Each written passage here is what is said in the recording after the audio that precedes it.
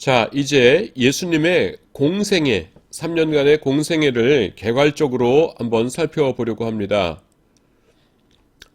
자, 일단 지도 공부부터 조금 해야 될 것 같습니다. 그 팔레스타인 지도가 이렇게 이제 그릴 수가 있는데요. 왼쪽이 이제 요것이 이제 그 대해라고 되어 있습니다. 왼쪽이 지중해이고요. 그 다음에 여기에 이것이 이제 갈릴리 그 호수이고, 그 다음에 요단강이 쭉 내려와서 사해 바다가 이렇게 있습니다. 예수님 당시에. 참고로 말씀드리자면은 예수님 당시의 사해 바다와 지금 이스라엘에 가시면 사해 바다가 달라요. 예수님 당시가 이렇게 생겼으면 왼쪽이랑 똑같죠? 있었으면은 지금은 여기 이렇게 한 다음에 여기를 간척 사업으로 메꿔 버렸어요. 그래서 지금은 사해 바다가 조그맣습니다. 조그맣고요. 21세기 지금을 말합니다. 그리고 옛날에는 이제 이 간척 사업 안 했기 때문에 지금보다 훨씬 이게 컸었습니다. 그래서 그런 변화가 있다는 것 알아두시기 바랍니다. 자, 그 다음에 요거를 요렇게 그릴 수가 있죠. 이게 그 전통적인 이제 이스라엘의 모습입니다. 그래서 요게 이제 그 유다라고 불렀고요. 유다 혹은 유대. 그 다음에 요게 이제 사마리아고요. 그 다음에 요게 갈릴리입니다. 갈릴리.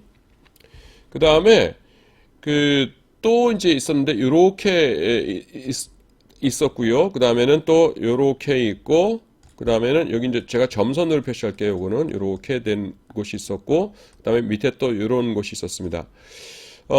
요거는 이름들이 어떻게 되냐 하면은, 요거는 다른 색으로 표시해 볼게요. 요거는 이두레와 드라고니 지역. 여러분 입에 익숙하시죠? 성경에서 이두레와 드라곤이 있죠. 그 다음에 요게 데가볼리라고 합니다. 데가볼리. 그 다음에 요거를 베레아라고 해요. 베레아. 그 다음에 밑에가 이두메라는 지역입니다. 이두메. 에돔 족속 땅이에요. 자, 유대인들의 그 고대로부터의 원래 그 영토로 알고 있는 것은 어디냐면은 요 갈릴리, 사마리아, 유다를 합한 요 지역이죠. 그래서 서쪽 경계를 뭐라고 불렀어요? 대해, 큰 대자에다 바다의 자를 써서. 근데 지금 어디입니까? 대서양을 말하죠. 그리고 동쪽은 요단강입니다. 요단강에 대해서 조금 더 설명을 하자면은 요단강이요 사실은 북쪽으로 이렇게 더 있어요. 근데 이게 무슨 말이냐면은 요단강이요 저 북쪽에서 이제 산에서 물이 흘러내려와 가지고서는 이 갈릴리 호수로 들어가는 요단강이 있고, 그 다음에 갈릴리 호수에서 흘러나와서 이 사해바다까지 흘러가는 요단강이 있어요. 그래서 그 이제 둘 다 요단강인데 성경에 나오는 요단강은 100% 이 갈릴리와 이 사해바다 가운데 있는 요단강입니다. 근데 이 북쪽에 있는 이것도 요단강이라고 부른다는 것 알아두시기 바랍니다. 자, 그리고요, 이스라엘의 영토는 동쪽으로 요단강, 서쪽으로 대해, 북쪽과 남쪽 끝은 뭐라고 불렀습니까? 우리나라에서는 보통 뭐, 한라에서 백두까지 혹은 백두에서 한라까지 그러죠. 근데 이스라엘은 어떻게 되어 있어요? 단에서부터 브엘세바까지 이렇게 나오죠. 최북단에 있던 도시, 최남단에 있던 도시 이렇게 해서. 그래서 이스라엘의 고유 영토는 여기까지를 보통 고유 영토로 이렇게 봅니다. 근데, 헤롯 대왕이 다스렸던 곳이 어디냐 하면은 요거 더하기 이두레와 드라고니 지역이라고 있었고요. 그 다음에 데가볼리는 아니고요. 베레아와 이두메예요. 제일 쉬우니까 이두메 지역부터 볼게요. 이두메는 여러분 발음이 어떻습니까? 에돔과 비슷하죠. 에돔. 그래서 옛날 에돔 족속의 땅을 그 당시에 발음만 좀 달리 해가지고서는 이두메 지역이라고 불렀습니다. 그래서 같은 것이고요. 베레아는요, 여러분들이 그 성경에 안 나와요. 베레아라고 하는데 유대 지역에서 바로 강 건너가면 오른쪽에 있던 곳이에요.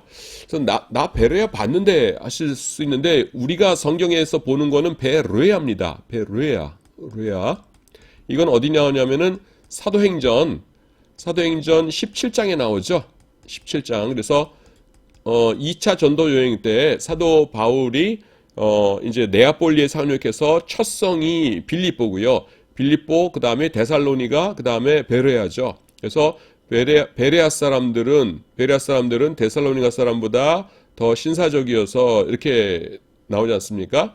근데 그 신사적이라는 거가 이제 원어의 뜻이 뭐냐면은 마음이 열려 있어서 그 뜻이에요. 그래서 뭐 이렇게 젠틀맨, 신사 이런 그런 거보다는 그래서 하여튼 거기 나오는 것은 베레아고요. 여기는 베레아입니다. 스펠링이 달라요. 이게 영어로 베레아는 B고요. Berea이고 그다음에 성경에 안 나오는 베레아는 P입니다. P. 그래서 Perea. 나머지는 같고 P냐만 달라요. 그래서 요 동쪽에 있는 지역 이름인데 이상하게 성경에는 한 번도 등장하지 않습니다. 하여튼 그거 알아두시기 바랍니다. 자, 그렇게 하고요. 그 다음에 어떤 씌울까요? 그 다음에 이제 대가볼리를 좀 설명해야 될 것 같습니다. 대가볼리는 제가 점선으로 처리해놨죠. 이게 점선으로 처리한 이유가 뭐냐면 이방인 지역입니다. 대가볼리라는 것이 그 다음에 볼리,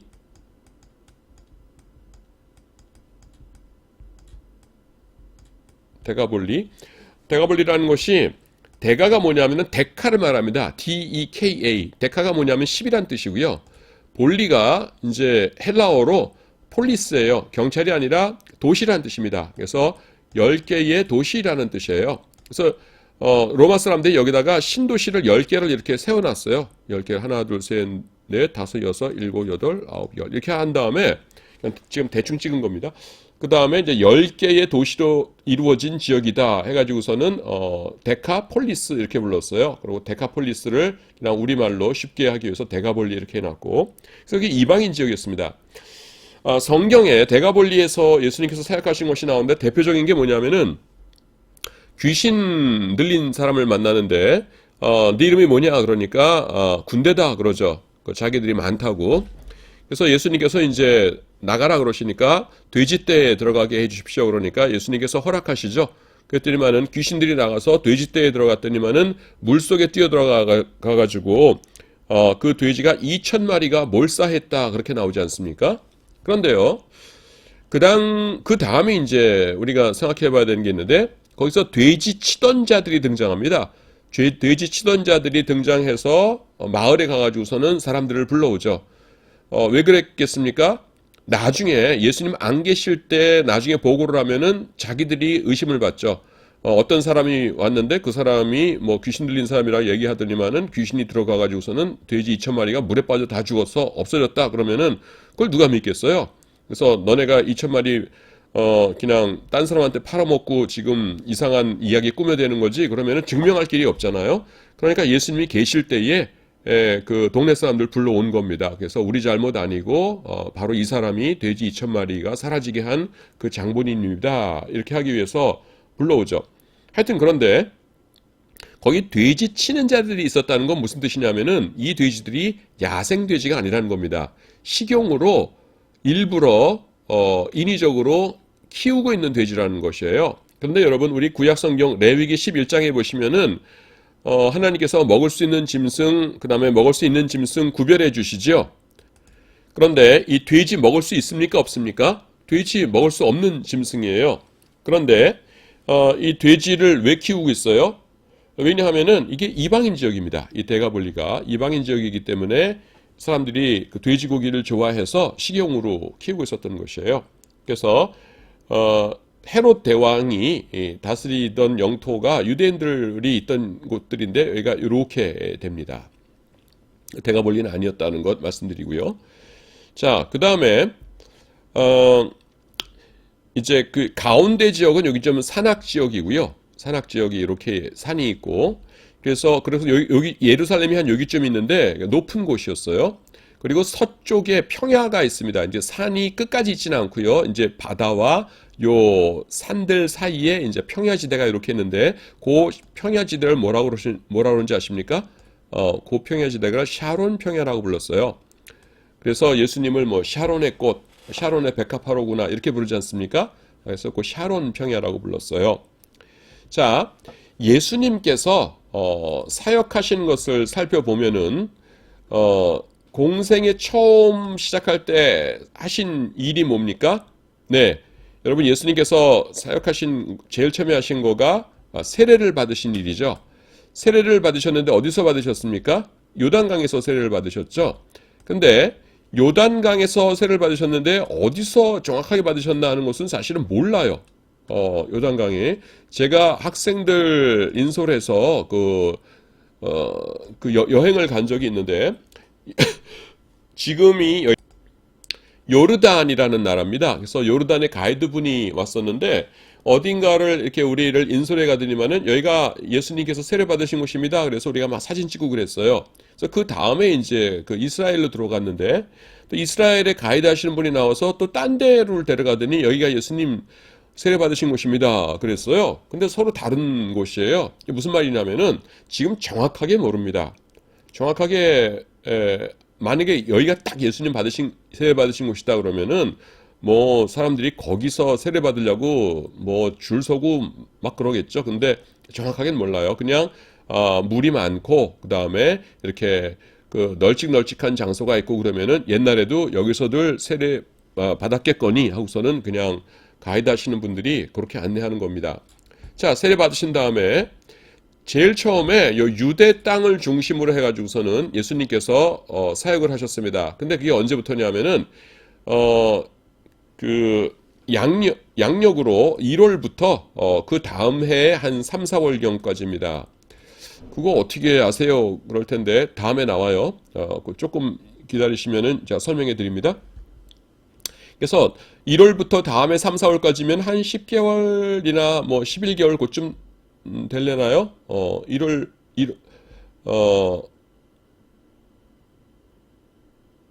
제가 설명을 1월부터 3, 4월이 아니라 3, 4월부터 다음에 1월까지입니다. 3, 4월부터 다음에 1월까지. 그러니까 한 그 10개월쯤 되는 거겠죠. 10개월이 좀 안 되거나.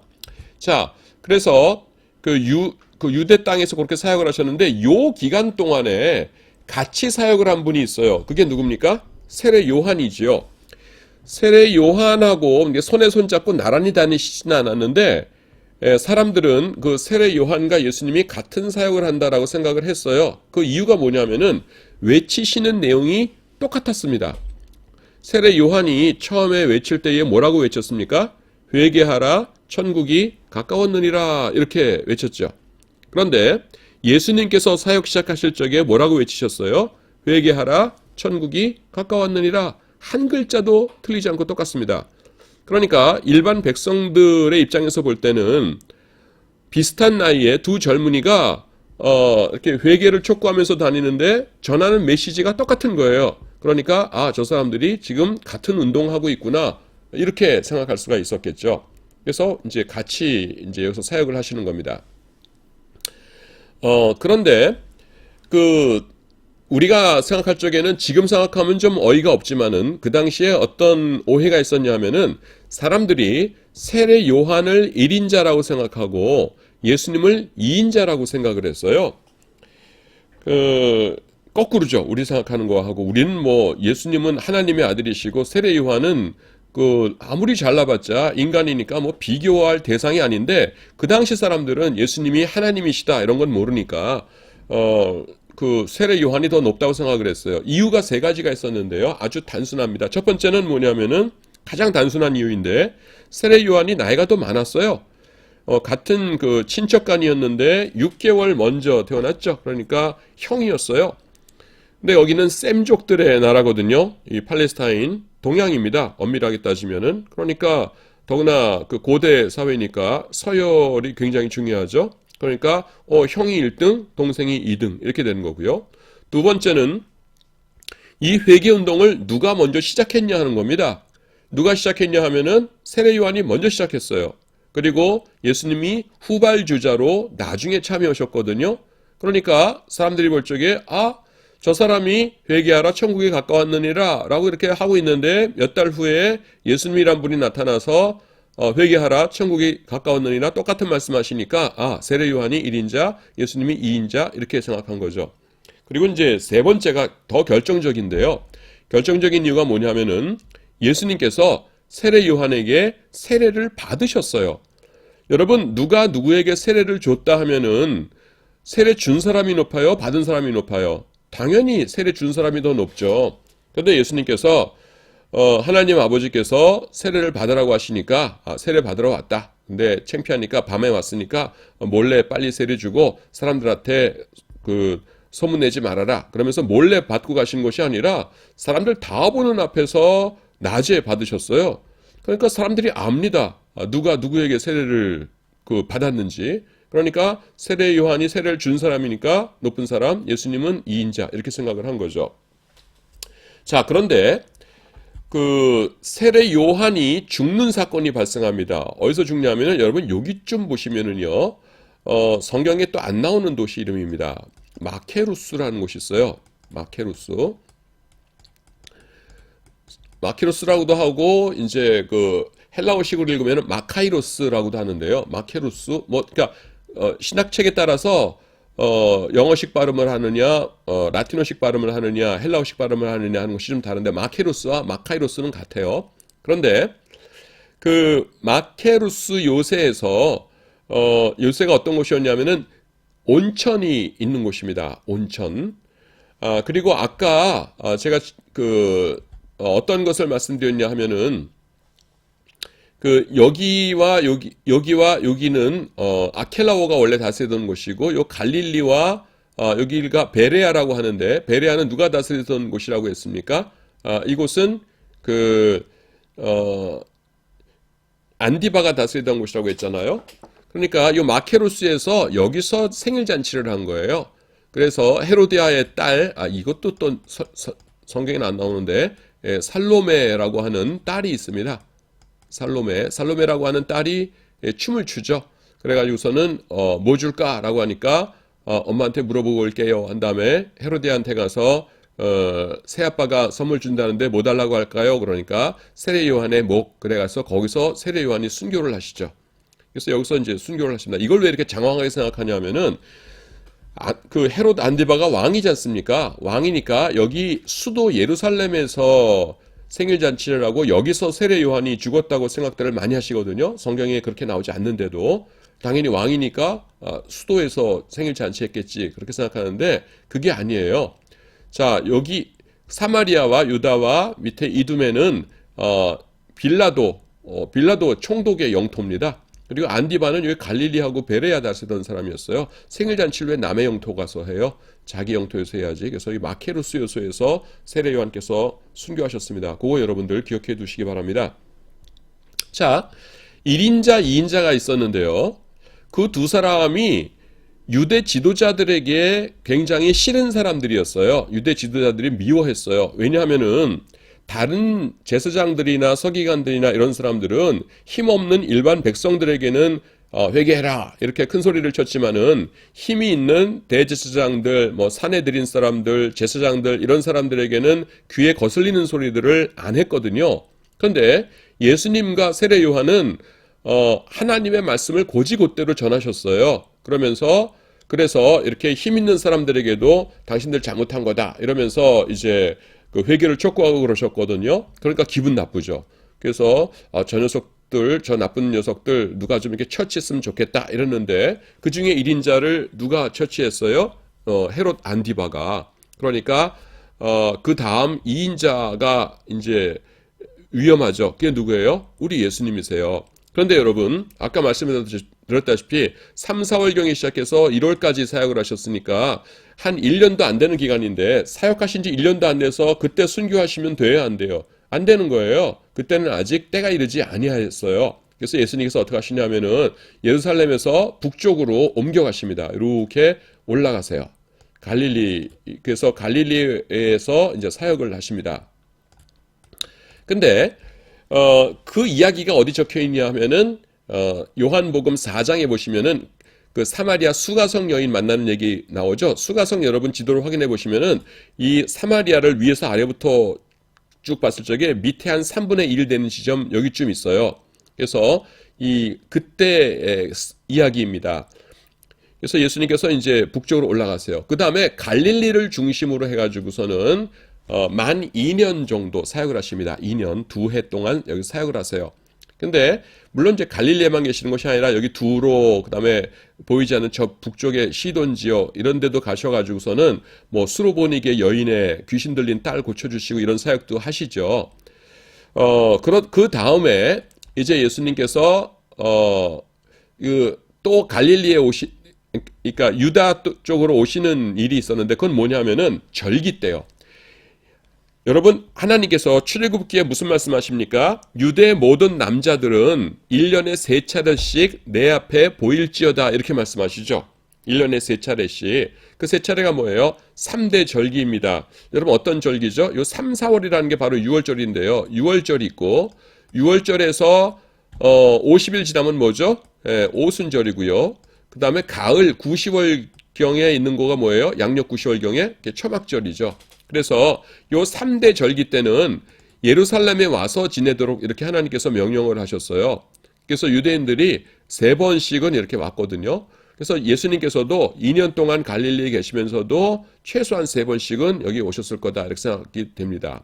그리고 남쪽 처음에 유대 지역에서 사역을 하셨을 때도 주로 유대에 계셨다는 거지 갈릴리에는 그 10개월 동안 한 번도 안 가셨다 그런 건 아니에요. 왜냐하면은 이스라엘이라는 나라가 조그만 나라이기 때문에 예루살렘에서 갈릴리까지 가는데 성인 남자, 어른 남자가 걸어서 갈 때, 말 타고 가면 금방 가고요.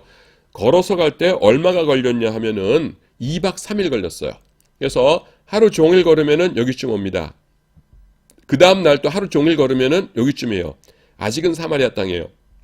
그 다음에 하루 종일 걸으면은 갈릴리 땅 아무데나 이렇게 가는 겁니다. 그런 곳이었어요. 그러니까 가는데 3일, 그 다음에 하루 뭐 일 보고, 그 다음에 오는데 또 3일 하면은 일주일이면은 왕복할 수 있는 거리였어요. 그래서 예수님께서 처음에 유대 땅에서 사역을 하셨다 하더라도 그것은 주로 유대 땅이었다는 것이지 북쪽에는 한 번도 안 가셨다. 그런 뜻은 아니라는 것 기억해 두시기 바랍니다.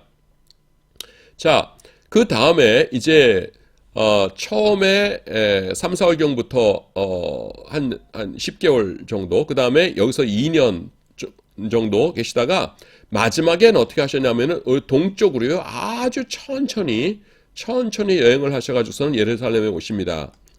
요 천천히 그 여행하시는 요 사건이 이제 누가복음에만 기록되어 있어요.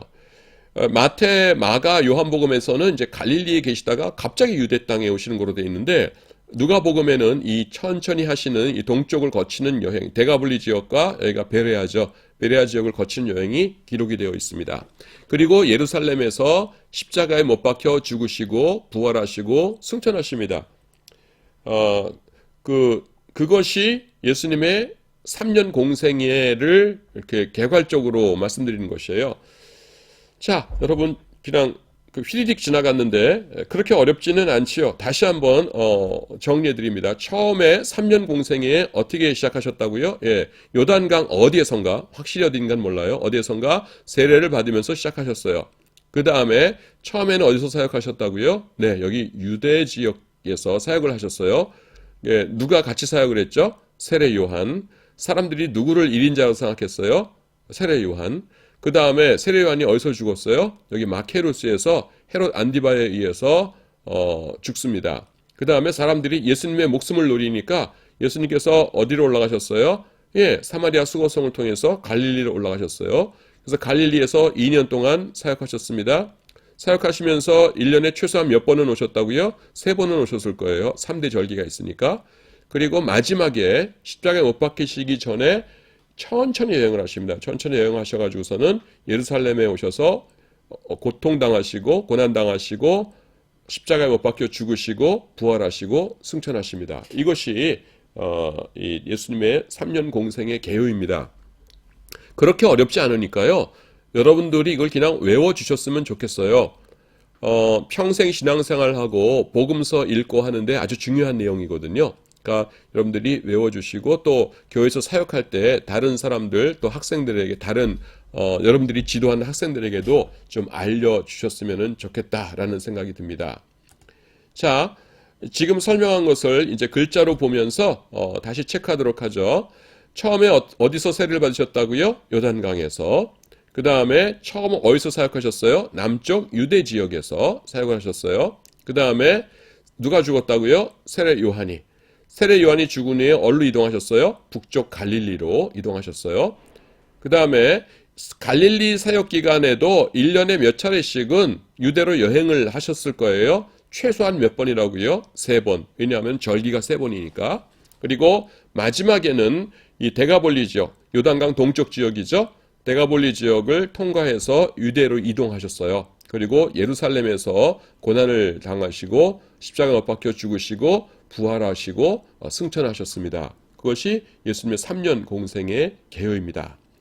자, 이번에는 공생의 기간을 계산하는 것을 살펴보도록 하겠습니다. 이게 무슨 말이냐면은 여러분 예수님의 공생의 기간이 몇 년이라고 배웠어요? 3년이요. 조금 전에 제가 강의를 하면서도 3년이라고 말했지만은 여러분 그냥 우리 그 학교에 오기 전에 교회에서도 목사님께 늘 3년이라고 들었었죠. 예수님께서 3년 동안 사역하시는 동안에 이런 말씀 여러 번 들었죠. 예, 그런데 그 3년이 어떻게 해서 3년이 나오는 건지 여러분 계산하는 방법 아세요? 잘 모르시죠? 그래서 이제 여기서 이제 가르쳐 드리는 겁니다. 아주 간단하니까 잘 이것도 배워 놓으셨다가 다른 친구들이나 교회의 다른 친구들이나 여러분들이 지도하는 학생들에게 알려주기 바랍니다. 자, 요한복음 보시면은 처음에 2장에서 유대인의 유월절이 가까운지라 이렇게 나와요. 유대인의 유월절이 가까운지라 예수께서 예루살렘으로 올라가셨더니 이렇게 나옵니다. 유월절은 아비벌 15일부터 21일까지 말하고요. 양력으로는 3, 4월경이에요. 지금 중요한 건 양력 3, 4월인데 그리고 아비벌 해놓고 제가 괄호 안에 니산월 이렇게 해놨잖아요. 이건 뭐냐면은 아비벌과 니산월이 같은 거예요. 같은 건데 왜 이름이 두 개냐 하면은 모세 오경에는 아비벌이라고 나와요. 그런데 여러분 유대인들이 주전 586년에 바벨론한테 나라를 뺏겼죠. 그 다음에 어디로 갔어요? 예, 그 바벨론으로 포로로 잡혀갔어요. 가니까 그 사람들은 다른 언어를 사용하고 있죠. 근데 그 사람들이 사용하던 언어는 바벨론 아람어라는 것인데 바벨론 아람어로는 아비벌을 니산월이라고 불러요. 그냥 간단한 겁니다. 우리는 한 해 첫 달을 뭐라고 불러요? 1월 그러는데 영어에서는 January 그러잖아요. 같은 거예요. 근데 지금 포로로 잡혀갔으니까 그 바벨론 말을 배워야 되잖아요. 그래서 니산월이라는 말을 배웠어요. 그래서 성경에 보면은 포로기 이후에 적혀있는 성경책에서는 니산월이라고 불러요. 제일 대표적인 것이 에스라서, 느헤미야서 이런 겁니다. 거기서 니산월 나오거든 모세 오경에 나오는 아비벌을 말하는구나 이렇게 생각하면 틀림이 없어요. 그래서 하여튼 요한복음 2장에서 6월절에 등장하고 6월절에 예수님께서 사역을 시작하십니다. 별로 안 어렵죠? 2장 6월절에 양력 3, 4월경에 예수님의 사역이 시작돼요. 그 다음에 두 번째는 요한복음 4장에 보면은 예수님께서 이렇게 말씀하십니다. 너희가 넉 달이 지나야 추수할 때가 이르겠다 하지 아니하느냐 내가 너희에게 이르노니 눈을 들어 밭을 보라 희어져 추수하게 되었도다. 여러분 4장은요 세 수로 나뉘어져요. 4장의 배경이 세 수로 나눠지는데 그건 뭐냐면은 3분의 1씩 해가지고선 제일 앞에는 예수님께서 사마리아 수가성 여인과 대화하시는 장면이 나옵니다. 뭐 내 남편을 불러오라 남편이 없나이다 내 말이 옳도다 내가 다섯이 있었으나 지금 살고 있는 사람도 남편이 아니니라 주여 이제 보니 선지자로 소이다 뭐 이렇게 대화하는 거 나오죠. 수가성 여인. 그 다음에 이분이 메시아네 전도해야지 하고 쭈루루루 그 성으로 들어간 사이에 제자들이 옵니다. 그래서 예수님께서는 제자들하고 또 이렇게 대화를 나누시는 것이 가운데 나오고요. 그 다음에 제일 마지막에 보면은 그, 어, 그 갈릴리에 도착하셔가지고서는 왕의 신하의 아들 고쳐주시죠. 병 고쳐주시죠. 그 이야기가 이렇게 나와요. 그래서 요한복음 4장은 이렇게 세 부분으로 3분의 1씩 나눠져 있는데, 그거는 이제 요 4장 35절은 뭐냐면 요 중간에 제자들과 대화하시다가 그 나누는 장면입니다. 이게 뭐냐면은 지금 뒤에 보면은 눈을 들어 밭을 보라 희어져 추수하게 되었느니라 이렇게 말씀하시죠. 그런데 이것은요 진짜로 그 추수할 때가 이루어졌다는 것은 아니고요. 그건 뭐냐면은 그 영적으로 말하는 겁니다.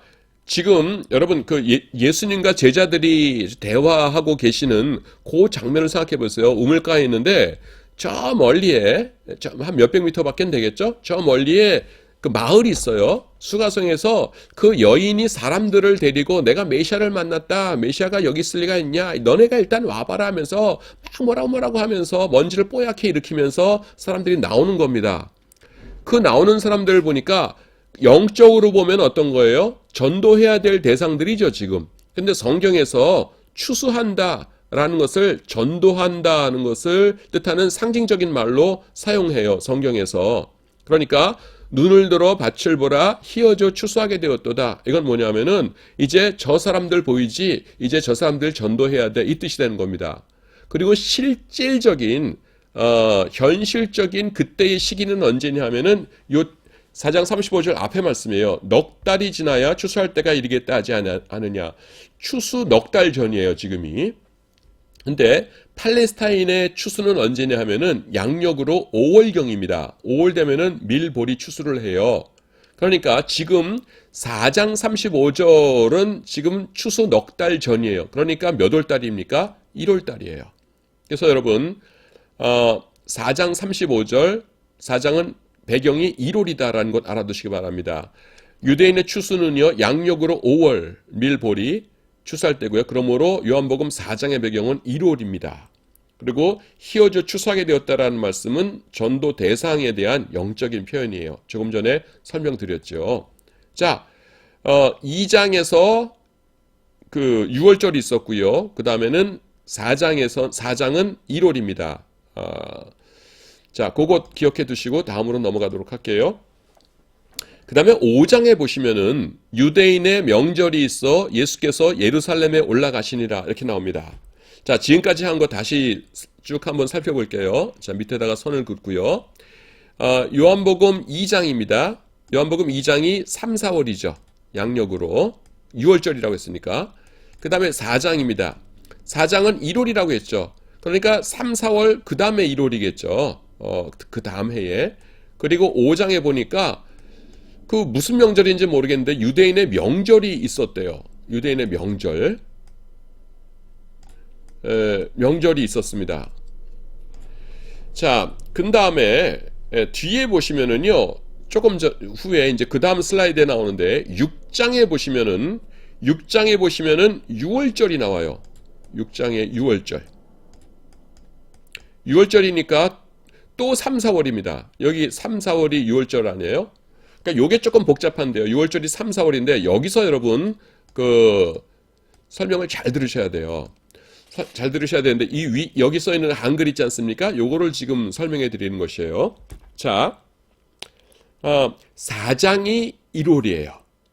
이해가 되시죠? 조금 전에 설명했죠? 그 다음에 6장에 보시면은 6월절이 등장해요. 근데 6월절은 3, 4월이에요. 그때 중간에 있는 5장에서 무슨 말씀을 하냐면은 명절이 있어가지고 예수님께서 예루살렘에 가셨대요. 근데 예루살렘에 갈 정도의 명절이면 큰 명절입니다. 3대 절기. 근데요, 1년 동안의 절기 가운데서 예루살렘에 가야 되는 큰 절기 가운데서 제일 먼저 오는 게 6월절이에요. 6월절 다음에 초막절, 오순절, 초막절 이렇게 되거든요. 근데 1월달과 3, 4월 사이에는요, 아무 명절도 없어요, 원래, 달력에. 그러니까 3대 명절은 당연히 없고, 조그마한, 그냥 집에서 쇠해도 되는 조그마한 명절도 없어요. 아무것도 없어요. 1월달부터 3, 4월 사이에는. 1월달에 1월 달 지난 다음에 그 다음에는 한참 있다가 아무것도 없다가 처음 나타나는 명절이 6월절이에요. 그런데 요한복음 보면 어떻게 됐어요? 5장에서 명절이 있었는데 큰 명절이 있었다. 3대 절기 중에 하나가 있었다는 것이에요. 그래서 이걸 어떻게 설명하냐면은 4장과 6장 사이는요, 이게 같은 해가 아니에요. 만약에 같은 해라면은 같은 해에서 1년이다. 1월이다. 근데 중간에 큰 명절이 있었다. 그 다음에 3, 4월이 돼서 6월절이었다. 이게 말이 안 됩니다. 무슨 말인지 이해가 되시죠? 그래서 어떻게 우리가 해석을 하냐면은 4장의 1월과 6장의 그 6월절은 같은 해가 아니다라고 보는 것이에요. 같은 해가 아니다. 그 다음에 같은 해가 아니니까 중간에 한 해가 끼어 있겠죠. 중간에. 그러니까 어딘지 모르지만은 여기 6월절이 하나 있는 거예요. 성경에 나타나지 않은. 지금 이게 같은 해가 아니니까. 그 다음에 11장에 보시면은 또 6월절이 나옵니다. 그래서 여러분 보세요. 그러면은 우리가 어떻게 볼 수 있냐 하면은 자, 2장에서 3, 4월 요게 6월절이에요. 2장에서. 그 다음에 5장과 6장 사이에 4장과 6장 사이에 우리가 모르는 성경이 나타나지 않은 6월절이 하나 있어요. 왜냐하면 중간에 세월이 이렇게 흘러갔으니까. 그러니까 1월, 그 다음에 12월까지 가고, 그 다음에 3, 4월. 그러니까 모르는 6월절이 하나 있고요. 그 다음에 6장의 6월절이 있어요. 그러니까 1년이 가고요. 그 다음에 11장의 6월절이 있어요. 그래서 이렇게 돼요. 그래서 2장부터 5, 6장 사이에 6월절 하나, 1년, 그 다음에 2년, 3년 이렇게 해서 3년입니다. 간단한 것이에요. 그래서 2000년 전부터 이렇게 해서 3년 예수님의 3년 공생에 그랬던 것인데 이상하게 저도 모태신자거든요. 근데 교회에서 아무도 설명을 안 해주시더라고요. 그래서 저는 유학 가서야 배웠어요. 별로 어려운 것도 아닌데. 그래서 여러분들께 알려드리니까 이거 잘 이해하셨다가 나중에 이제 그 교회 학생들이나 뭐 권사님들이나 이런 분들께 권사님 3년 어떻게 계산하는지 아세요? 하면서 이 성경 요한복음 가지고 찬찬히 설명드리면은 좋을 것 같아요. 자, 그래서 지금 앞에서 다 설명을 했는데 6장에 보시면은 6월절이고요. 그 다음에 11장에 보시면은 또 6월절이에요. 이렇게 나간 겁니다. 그래서 이 6월절 기간 동안 예수님이 돌아가셨어요. 11장의 6월절. 따라서 예수님의 공생의 기간 동안에는 4개의 6월절이 존재합니다. 그러므로 예수님의 공생에는 만 3년이에요. 다시 한 번만 정리할게요. 자, 이렇게 기간이 있습니다. 그리고요, 있으면 요한복음 2장이에요. 그리고 요한복음 4장, 그 다음에 요한복음 5장, 그 다음에 요한복음 6장, 그 다음에 요한복음 11장 이렇게 있어요. 자, 2장에 6월절이 존재합니다. 그렇죠? 요한복음 4장은 넉 달이 지나야 축사할 때가 이러지 않겠다 하지 않냐? 그러니까 1월이죠. 1월이었어요. 그 다음에 5장에 유대인의 명절이 있죠. 명절이 있고 그 다음에는 6장에는 6월절이 등장해요. 그리고 11장에는 마지막 예수님께서 십자가에 못 박혀 돌아가시는 6월절이 또 등장합니다. 그러니까 성경에 명시적으로 나타난 6월절은 3개예요. 2장에서 시작, 그 다음에 6월절. 근데 왜 3년이라고 하냐면은 6월절이 3, 4월이잖아요. 양력으로. 근데 4장이 1월이라고 했는데 6월절이 6장이 3, 4월인데 5장에서 명절이 나올 수가 없어요. 예루살렘에 올라가는 큰 명절이. 왜냐하면 1월과 3, 4월 사이에는 아무것도 없거든요. 명절이. 그러니까 4월과 6월 사이에는 1년이 끼어 있는 거예요. 다른 1년이. 1월부터 해가서는 12월까지 하고 12월부터 다시 3, 4월이 되고. 그러니까 여기 나와 있는 1년 가운데서 6월절이 있겠죠. 예. 요 명절이 6월절일 수도 있지만은 그렇지는 않을 거라고 봐요. 왜냐하면 요한복음에서 6월절은 6월절이라고 그러니까. 그래서 지금 보시면은 2장에 6월절이 있고요. 그 다음에 안 나타난 6월절 하나 있고 6장에 6월절이 있고 그 다음에는 11장에 6월절이 있고 이렇게 해가지고 6월절이 4개가 등장해요. 그래서 첫 번째 6월절에서 시작했거든요. 2장에서. 그래서 하나, 그 다음에 둘, 셋 해서 만 3년 이렇게 된다는 겁니다. 자, 이해가 되셨을 줄 압니다. 이해 안 되는데요? 하시는 분들은 요거 여러분 아마 다시 보기 가능할 거예요. 그래서 다시 보기 하면서 열심히 이해를 하시고 아니면은 이제 언젠가는 이제 우리가 강의실에서 만날 거 아닙니까? 만났을 때에 교수님 그것 좀 다시 설명해 주세요 하면서 나에게 이렇게 설명을 요청하기 바랍니다. 자, 그 다음으로 또 넘어가도록 하겠습니다. 그러면은 지금 우리가 살펴보는 것이 어떤 것이었냐면은 예수님께서 그 3년 동안 공생애를 어떻게 지내셨나 하는 것을 개괄적으로 쭉 살펴보았고요. 그 다음에는 우리가 어렸을 때부터 모태신자들의 경우에는 맨날 예수님께서 3년 공생애 지내시는 동안에 3년 동안에 이렇게 3년 그랬는데 도대체 그 3년이 어디서 나온 거냐 하는 것 설명드렸습니다. 자, 그러면은 이제 사복음서에 그 예수님의 사역들이 어떻게 배치되어 있는가 하는 것을 우리가 살펴보도록 하겠습니다. 자, 이거를 살펴보기 위해서는 예수님의 3년 공생애를 조금 전에 한 거지만은 다시 한번 이렇게 훑어볼 필요가 있는데요. 자, 갈릴리, 그 다음에 여기에 사해바다, 그 다음에 요렇게 있다고 그랬죠. 그래서 예수님께서 처음에 어디서 세례를 받으셨어요? 요단강 어딘가에서. 그 다음에 어디서 사역하셨어요? 여기 유대 지역에서. 그 다음에 유대 지역에서 사역하신 다음에 세례 요한이 죽고 나니까 그 다음에 이렇게 북쪽으로 올라가셨다고 그랬죠. 그래서 갈릴리 중심으로 또 얼마큼 사역하셨어요? 한 2년 정도. 그래서 요거 합해서 3년 그러는 거예요. 그 다음에 평소에 2년 동안 계신 동안에 그 예루살렘에 왔다 갔다 하셨겠죠. 제가 왜 여기를 화살표를 이렇게 긋냐 하면은 뭐 다 아시겠지만은 사마리아를 사람들이 불결한 곳이라고 했죠. 그래서 아마 예수님께서 다른 사람들, 동네 사람들과 같이 이렇게 오셨을지도 몰라요. 그래서 같이 오셨을 경우에 이렇게 동쪽으로 돌아서들 다녔거든요.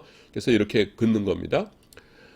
그렇게 2년 동안 최소한 1년에 3번씩은 이 오른쪽을 통해서 왔다 갔다 하셨고요. 그 다음에 제일 마지막으로는 천천히 여행하셔가지고서는 예루살렘에서 십자가에 못 박혀 죽으시고 부활하시고 승천하셨다. 이렇게 말씀드렸죠.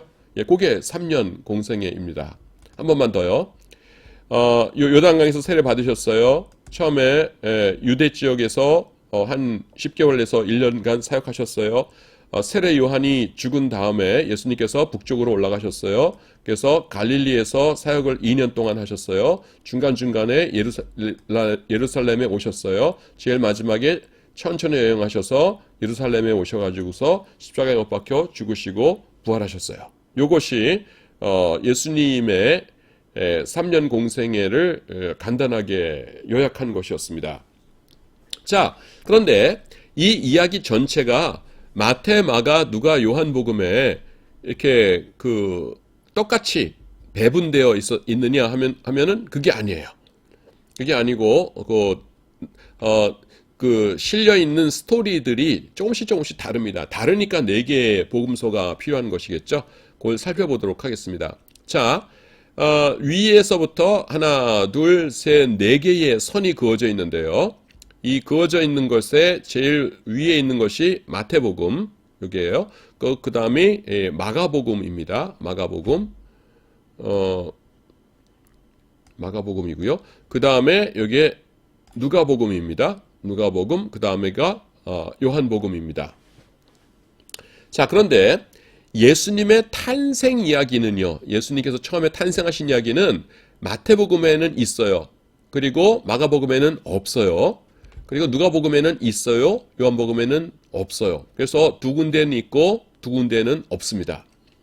그 다음에 예수님께서 처음에 요 유대 지역에서 주로 사역하셨다고 했죠. 예. 근데 그 이야기는 요한복음에만 있고 딴 데는 없어요. 근데 이거 왜 이러냐 하면은요. 여러분 요한복음의 특징을 좀 아셔야 돼요. 나중에 이제 자세하게 또 말씀을 드리겠지만은 미리 좀 말씀드리면은요. 요한복음은요. 다른 세 복음서와는 좀 달라요. 다른 세 복음서는 합해서 공관복음이라고 그래요. 여러분 들어보셨죠? 공관복음.